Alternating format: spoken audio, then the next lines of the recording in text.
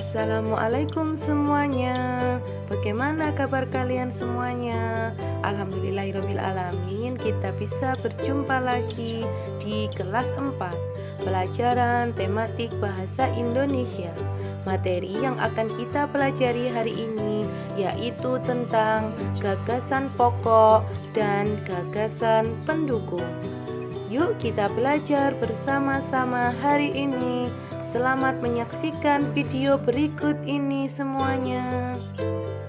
Kita memulai pembelajarannya. Yuk kita bermain tepuk tangan. Kalau kau suka hati tepuk tangan. Kalau kau suka hati tepuk tangan. Kalau kau suka hati dan hendak buat itu. Kalau kau suka hati tepuk tangan. Ar-Rahman, smart and fun. Selamat mengikuti video pembelajarannya ya semua. Tetap semangat. Gagasan pokok dan gagasan pendukung. Suatu teks terdiri atas beberapa paragraf. Setiap paragraf memiliki gagasan pokok dan gagasan pendukung. Pengertian gagasan pokok adalah topik yang dibahas pada suatu teks, sedangkan gagasan pendukung adalah uraian tambahan pada suatu teks yang terletak pada kalimat penjelas. Gagasan pokok dan gagasan pendukung disampaikan secara tersurat maupun tersirat. Makna tersurat dalam sebuah teks adalah makna yang mudah dipahami dari sebuah teks karena makna tersebut dapat dituliskan dalam teks tersebut.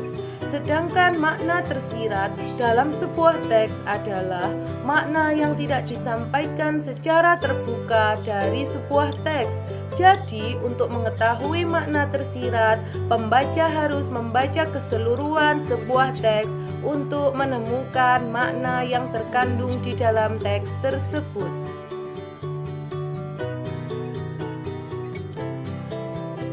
Secara tersurat, gagasan pokok dapat ditemukan pada kalimat utama yang terletak di bagian awal, tengah, atau akhir paragraf. Secara tersirat, gagasan pokok dapat ditemukan dengan cara membaca seluruh kalimat pada paragraf.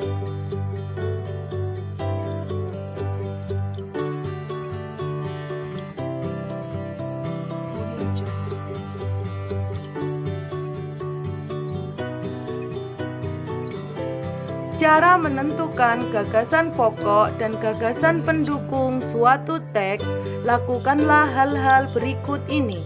Pertama, bacalah teks dengan saksama. 2. Cermati kalimat pertama hingga kalimat terakhir pada setiap paragraf. 3. Temukan kalimat utama dan kalimat penjelas dalam satu paragraf.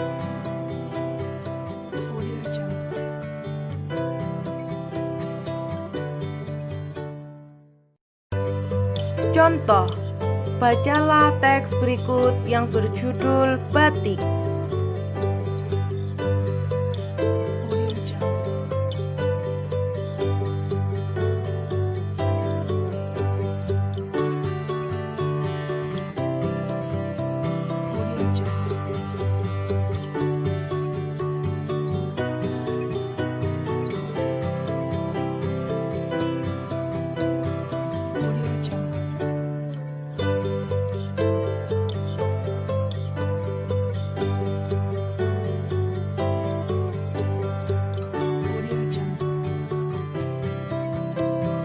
Dapat ditemukan kalimat utama pada teks tadi adalah batik merupakan kain yang memiliki motif tradisional asli Indonesia. Kalimat penjelas yang pertama, kain batik dihasilkan dengan cara dilukis atau dicetak menggunakan malam. Kedua, kain batik berasal dari Pulau Jawa. Ketiga, seiring berkembangnya waktu, batik tidak hanya ada di Pulau Jawa. Keempat, beberapa daerah di luar Jawa juga menggunakan batik sebagai pakaian tradisional, misalnya batik Bali.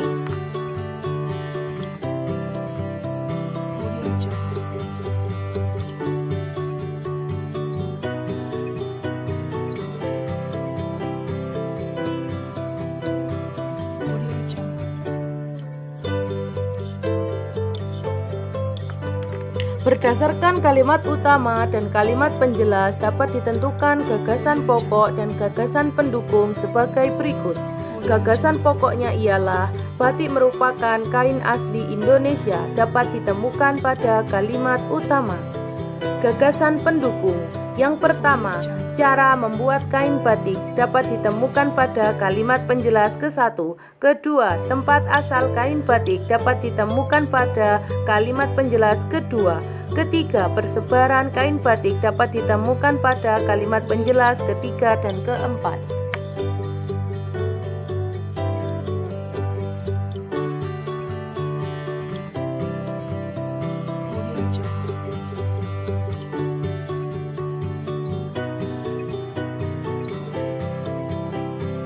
Nah, anak-anak hebat semua, demikian tadi pembahasan kita tentang gagasan pokok dan gagasan pendukung. Sekarang saatnya ayo berlatih.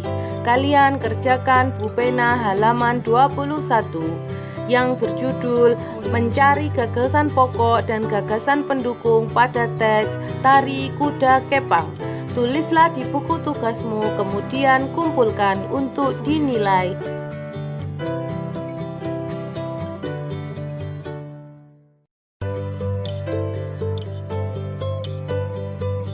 Terima kasih semuanya sudah menyaksikan video pembelajaran hari ini. Semoga bermanfaat. Wassalamualaikum warahmatullahi wabarakatuh.